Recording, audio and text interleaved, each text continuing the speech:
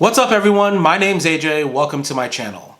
Here at my channel, we're gonna go ahead and discuss all different things side hustles. So different things that the everyday person like yourself or me can do on the side to earn a few extra dollars or even turn it into a full-time gig.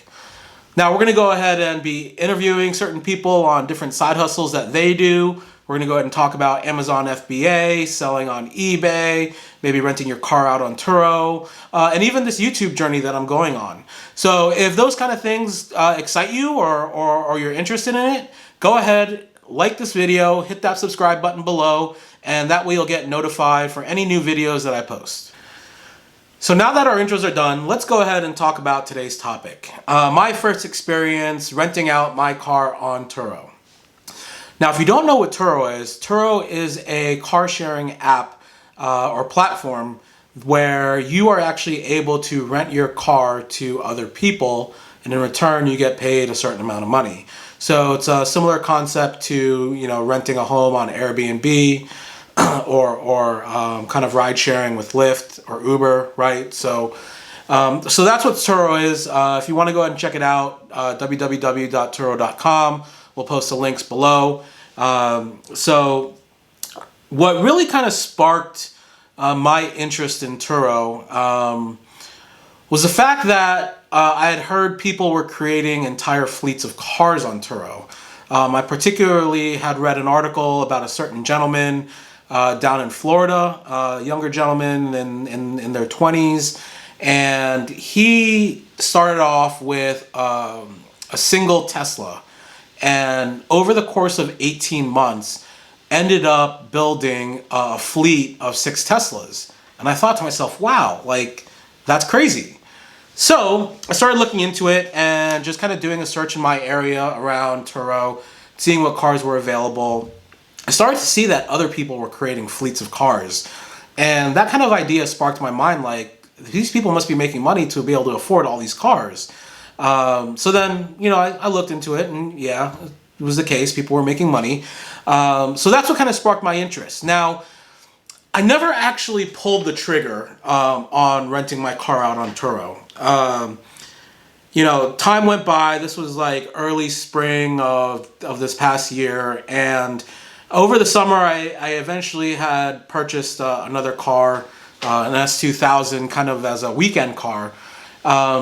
But then I started to think, like, my car just sits at home. I work from home for my full-time job. So, you know, my car typically just kind of sits at home, and I really rarely ever use it. So anytime my wife and I have to go out, we'll typically take her car.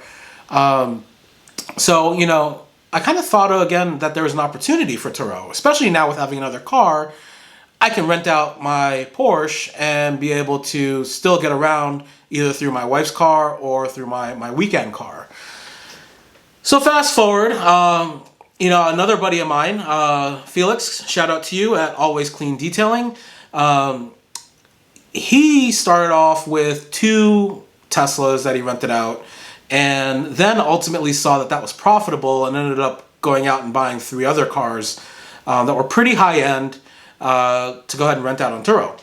So, you know, we had a conversation, and, you know, he's what really inspired me to go over the edge and actually pull the trigger to sell on Turo. So I did that. So what did I do? To go ahead and get ready to list on Turo, again, Felix over at Always Clean Detailing went ahead and detailed my Porsche to get it ready. You know, on Turo, we wanted to have a great customer experience for our renters. So I wanted to make sure the outside of my car was clean, the inside of my car was clean, and the car smelled good and everything, so that, again, the best possible experience for my renter, once I eventually got one, they would have that. So I went ahead and did the whole listing process on Turo after my car was cleaned, and, you know, we'll go over that in another video, posted pictures up and everything, and I went ahead and posted my car on Turo and made the listing live 2 Sundays ago. So a little over a week. And I was actually going away for work that week. So really, you know, my listing was only available for that Monday. And then Tuesday, Wednesday, Thursday, it wasn't available because I was away from work and I wouldn't be able to deliver the car to the renter in person.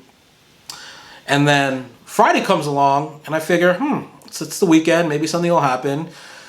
Friday passes, nothing happens, and then boom, like at 9 o'clock at night, I get an alert on my phone, and it looks like someone had rented my car. Perfect. I was so happy. So, I'm filled with different kinds of emotions because, your car is a really personal thing. And I think to really dive into Turo, you have to break that emotional attachment to your car and just look at it as a business asset. So fast forward, the guy comes and picks up my car. I met him at a location close to my house. It was a public location where I went ahead and dropped the car off. It was like 11 o'clock at night.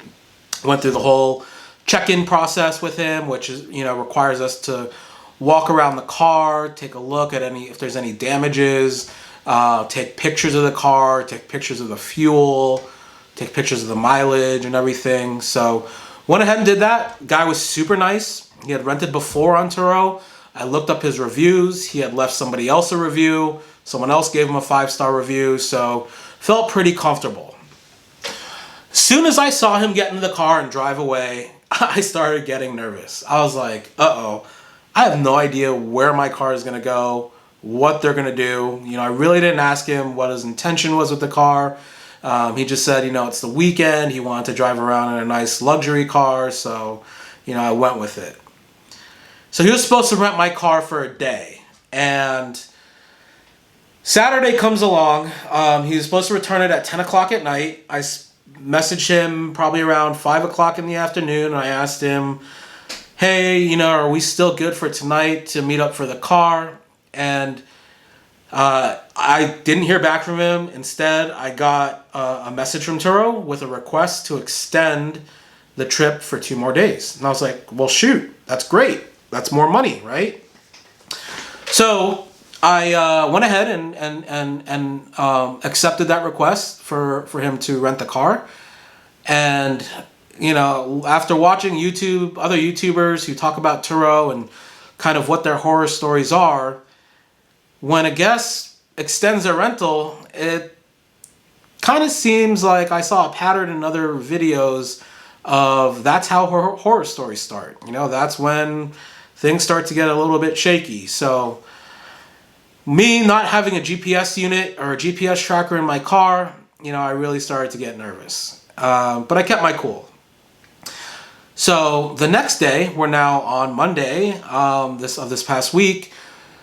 The renter was supposed to return the car. I messaged him and he's like, I love the car. Can I keep it for 1 more day? Is that okay? And I said, sure, go ahead and put that request through the app. Jokingly, well, maybe not so jokingly, I did ask him if he loved the car so much, do you want to buy it? Like, I'll sell it to you. So I ended up giving him, the payoff figures on the car in case he did want to buy it, in fact. So fast forward, it is now the next day. It's Tuesday, yesterday, and I message him in the afternoon, say, hey, are we good for the car meetup tonight? And, he did say yes. So we met up at the same location, and I was really nervous, actually, to see the car and what its shape was. I had friends saying, like, you're crazy for doing this. Like, what if they, sell drugs in the car, or what if they go off-roading with the car, or things like that. Turo has very specific guidelines on what a renter can do, and they vet out their renters. They take copies of their licenses and check their background, their driving history, etc. So again, I just kind of try to keep my composure throughout the whole weekend and just trust the process. So anyway, after we meet up, I check out the car. Everything's great. It's a little bit dirty on the outside, which I do charge a $20 cleaning fee for a car wash, and it is listed under my post for my car that there is in fact a $20 fee. So I'm going around the car. Everything looks good. I opened the car doors and I was like, boom! This car reeked of weed. And I was like, this mother effer. Specifically in my listing for my car, It says no smoking, right? Obviously of any kind. I do charge a fee for that if I do have to have odor removal done. But I didn't say anything. I didn't want to really confront the guy in person. It was at night, it was like 11 o'clock at night almost. And, we're in a parking lot of a grocery store. So didn't really want to confront him. I said, hey, let me know if you need anything else. We took pictures of the car just to document, again, the condition on when he returned it. Then we had to go and take pictures of the odometer. And that odometer and my fuel levels weren't anywhere near what they're supposed to be. So when this guy rented the car, I allocated him 200 miles per day. The car came back with an additional 1,137 miles or something like that. So he went 377 miles over what the rental agreement was allocated for. Now, I actually didn't mind this because within Turo, for my car, any over mileage is paid at 89 cents per mile. So to me, I'm thinking, that's great. That's like another $300 that I can get off of this rental. So, long story short, I just let him know about it, and we went about our ways there. He told me that, he didn't have an opportunity to fill up the car with gas, so go ahead and charge him for that. Again, I went ahead and filled up the tank right afterwards, provided that receipt to Turo so that I could get reimbursed for that. And then Turo also gives a $10 convenience fee, or charges, a $10 convenience fee for me having to go fill up the car. So, cool, got that. Pretty sweet. And then when I got home, I went ahead and filled out my reimbursement request. I got on the line with Turo and asked them, what do I do now? And I told them about the smoking situation. So they said, file your mileage, the over mileage, file your cleaning fee, file the smoking. I did find ash in the back seat, so I did take pictures of that to also confirm that, again, the customer did smoke in the car, because you can't take pictures of smell, right? So, and I submitted that up. I did end up giving the customer a 5-star review, and I did that because, again, it was my first trip. I would rent to him again. But I did mention to him, I messaged him on the side and I said, listen, the car reeked of weed. I was like, I'm not mad about it, but just understand that it's against my policy, because I have to clean that car and make sure that the next time someone rents it, it doesn't smell like weed. So I can't rent the car out like this, right? So I gotta fix it. So he hasn't messaged me back, but he also hasn't challenged my reimbursement. My reimbursement request. So pretty happy about that. So all in all, pretty great experience. I trusted the process. Obviously, some hiccups happened with the over mileage as well as the smoking in the car. But yeah, I'm going to do it again. And in fact, this time I did purchase a GPS tracking unit to actually place in my car so that I know at all times where the car is, when it's turned on. Have the ability to actually turn the car off remotely. So I'll be getting that installed this weekend. So I will definitely let you guys know how that goes in another video. But overall, within this 4-day trip, I made enough money on Turo to pay my car payment for the month, along with making like another $100. So I'm pretty happy with Turo, and I'm going to keep on doing it so long as I have my car on its lease. Definitely recommend, everybody else, cut that emotional tie with your car and try it. You never know. It could be a great opportunity for another side hustle. But if any of you have tried Turo, let me know what your experiences are. Comment down below. We'll go ahead and follow up this video with talking about what the actual listing process is on Turo, as well as what GPS tracker unit I got and kind of the functionality within that. And I'm really happy that I'm getting that, because again, I think it's going to ease a lot of nerves. So until next time, don't forget to hit that subscribe button, hit that alert button, hit that like button down below, and we'll see you at the next video. Thanks for watching.